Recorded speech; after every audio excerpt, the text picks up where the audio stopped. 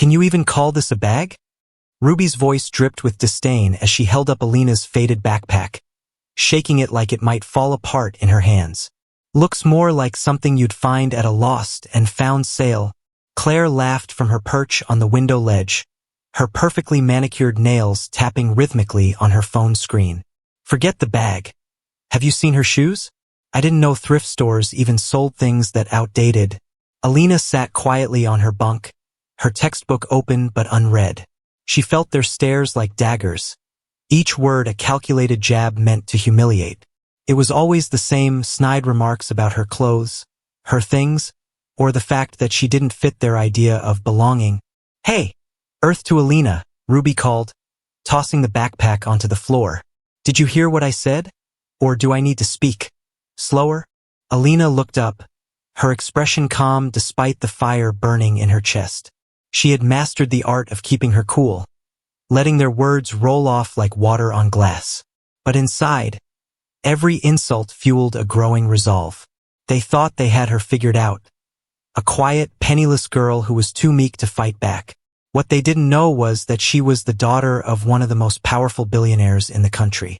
She had chosen this life to escape the suffocating expectations of her family, to prove she could stand on her own. But Ruby and Claire were about to find out just how wrong they were. Ruby smirked, leaning against her desk. What's wrong, Alina? Cat got your tongue? She tossed her sleek hair over her shoulder, exuding confidence. Oh wait, I forgot. You probably can't afford one of those either. Claire cackled from the window. Classic Ruby. She always knows how to sum it up, doesn't she? Alina's grip tightened on her pen. She took a slow breath, steadying herself. Reacting now would only give them satisfaction. She had endured their mockery for months, but their latest antics were pushing her patience to its limits. She glanced at the clock on the wall. The day wasn't far off when they would learn the truth, and that thought kept her steady. She gathered her things and stood, forcing herself to remain calm. If you're done, I've got a study group to get to, she said evenly, her voice soft but steady. Ruby scoffed.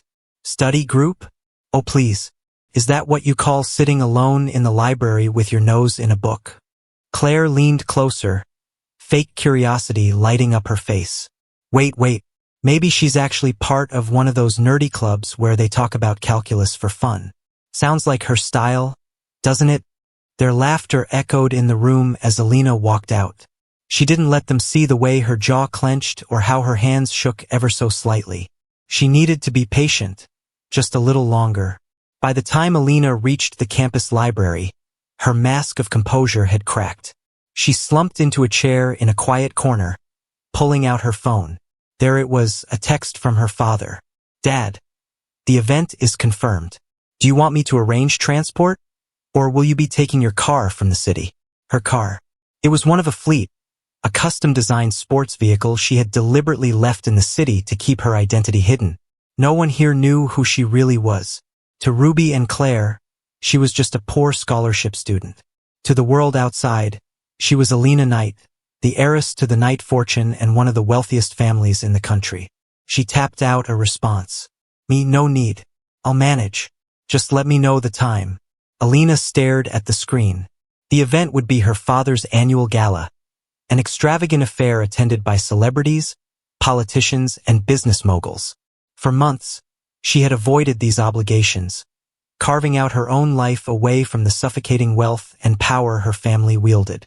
But now, she wasn't so sure she wanted to keep her identity a secret. If Ruby and Claire thought they could treat her like dirt, they were in for the shock of their lives. A few days later, Ruby and Claire sat in their usual corner of the cafeteria, gossiping loudly about their weekend plans. Oh, I just have to show you the new shoes I got, Ruby said, pulling out her phone. Limited edition. Like they only made 50 pairs. Ugh, you're so lucky, Claire sighed. Meanwhile, I'm stuck with last month's fashion. The horror. Alina walked by with her tray of food, keeping her head down. She wasn't in the mood for another confrontation, but Ruby spotted her anyway. Hey, Alina, why don't you join us? Ruby called, her voice saccharine sweet. Alina froze. She knew better than to take the bait, but something about Ruby's smug smile made her pause. She walked over to their table and stood still, her expression unreadable. "What is it now?" she asked softly. Ruby leaned back in her chair. "Nothing, really. Just wondering if you've ever thought about, upgrading your wardrobe. You're embarrassing all of us." "Honestly," Claire giggled. "I mean, we're doing you a favor by telling you this. Who else would?" Alina didn't respond. Instead, she reached into her pocket and pulled out her phone. With a few taps, she opened an article on the upcoming Knight Foundation Gala and slid it across the table. Ruby glanced at the headline, her brow furrowing. Knight family to host annual gala.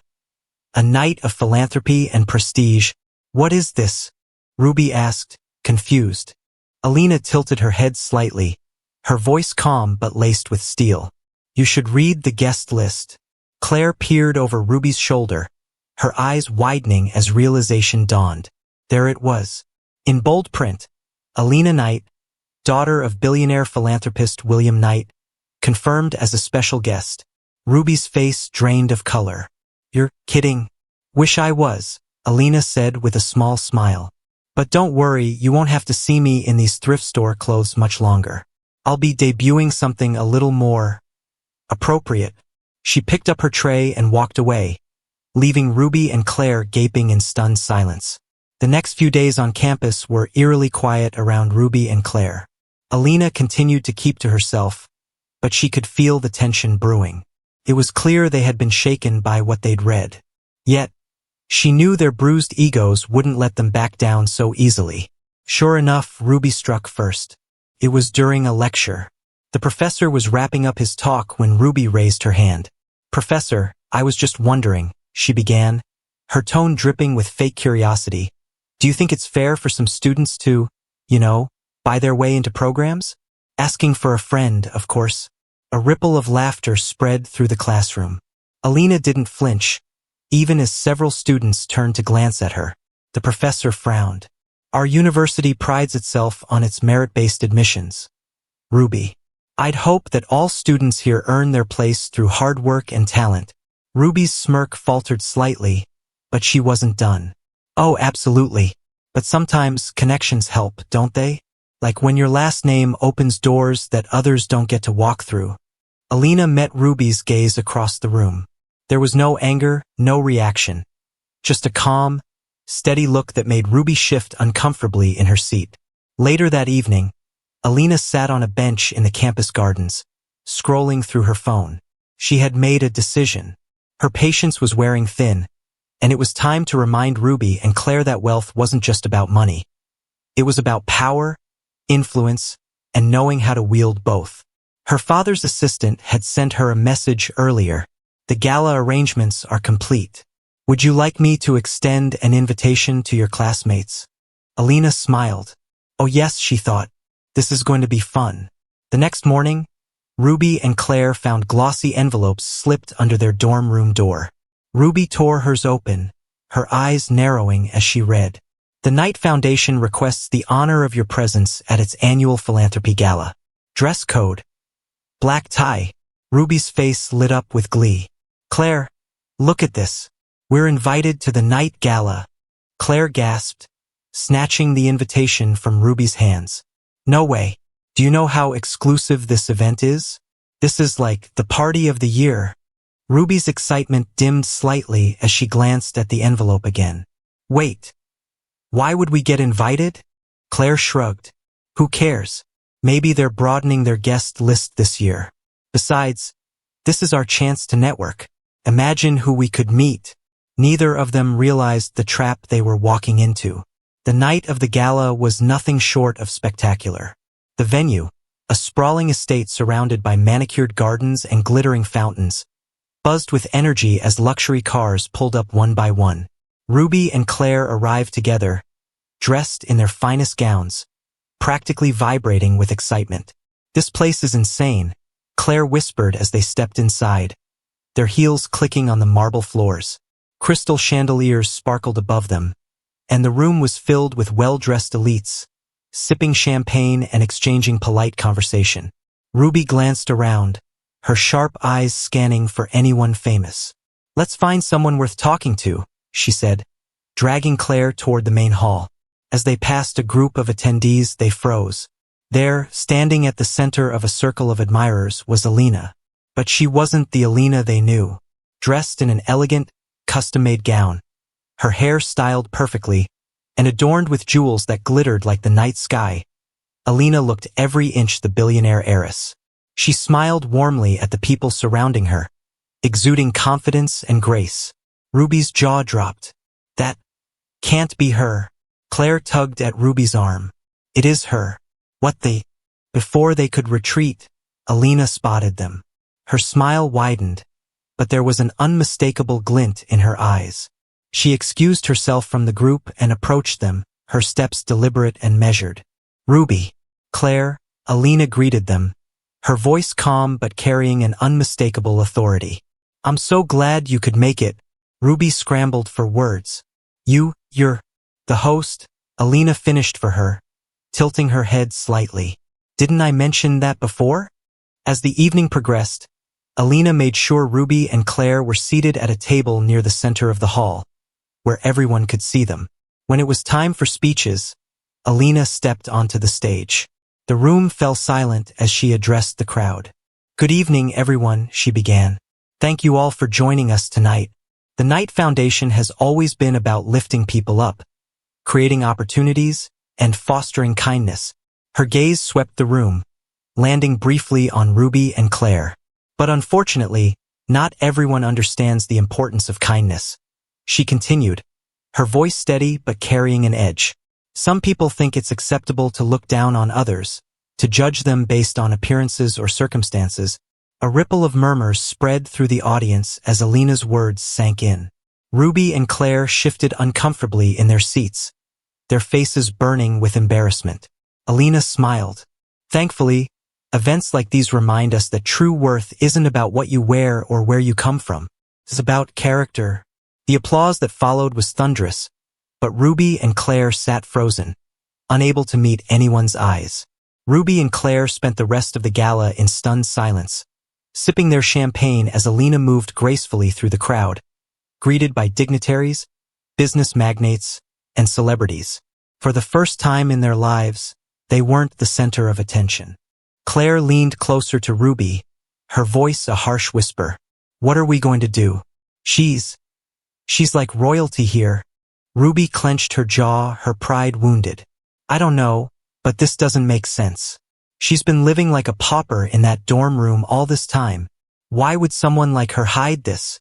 I don't know, Claire replied nervously, her eyes darting around the room. But if she tells people how we've treated her, Ruby's stomach churned. For the first time, she realized that their actions had consequences, especially now that they knew who Alina really was. The next morning, Ruby and Claire dragged themselves back to their dorm room, still reeling from the events of the night.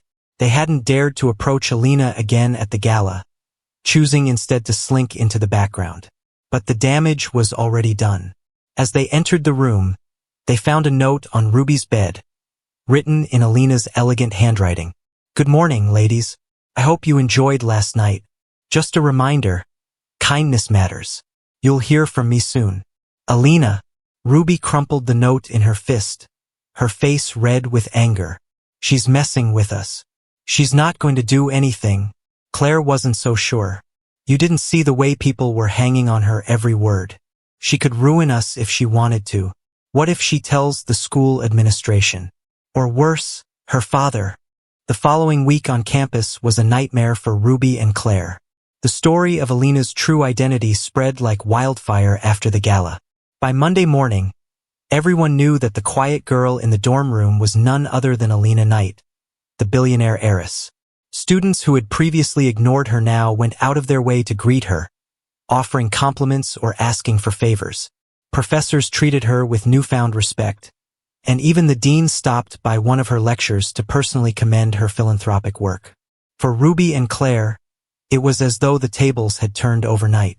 Hey, Alina, one of their classmates called out in the cafeteria. Are you free this weekend? My dad owns a yacht.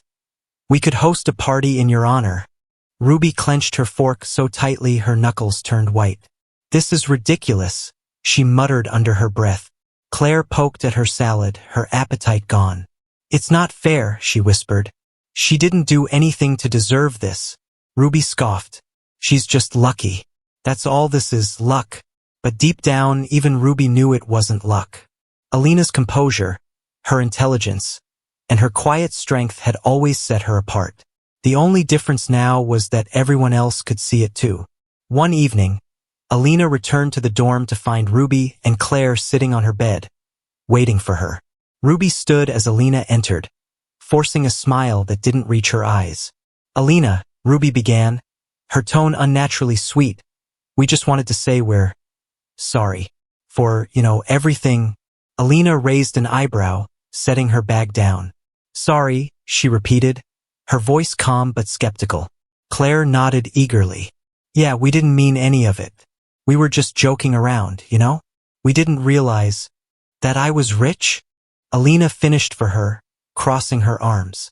Ruby and Claire exchanged nervous glances. It wasn't about that, Ruby said quickly. We got off on the wrong foot. But we want to make it right. Alina regarded them for a long moment, her expression unreadable. You want to make it right? She repeated slowly. Yes, Claire said, her voice almost pleading. We'll do whatever it takes. Just, please don't ruin us. Alina tilted her head slightly, as if considering their words. Ruin you? She echoed. What makes you think I'd do that? Ruby hesitated. Well, you could. With your connections and everything. But we're genuinely sorry. Right, Claire? Totally, Claire agreed, nodding vigorously. Alina sighed softly and walked over to her bed.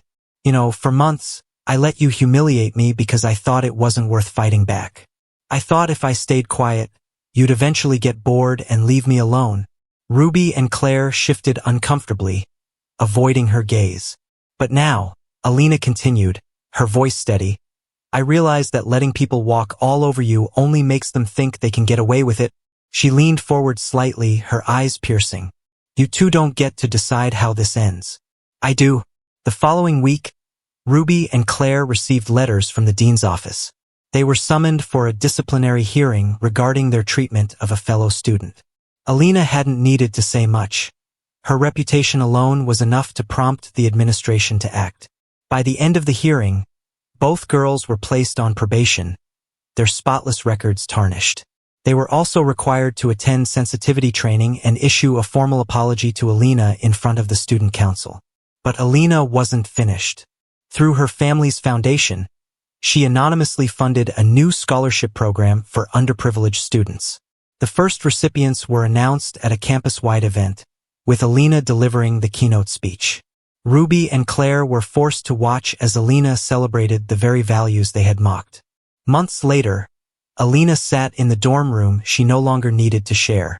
Ruby and Claire had moved out after the fallout, unable to face the constant judgment from their peers. As Alina packed her things, preparing to move into an off-campus apartment, she reflected on how much had changed. She had learned to stand up for herself, to embrace her strength without losing her kindness. And as for Ruby and Claire, they had learned a lesson they would never forget. True power wasn't about wealth or status, it was about character.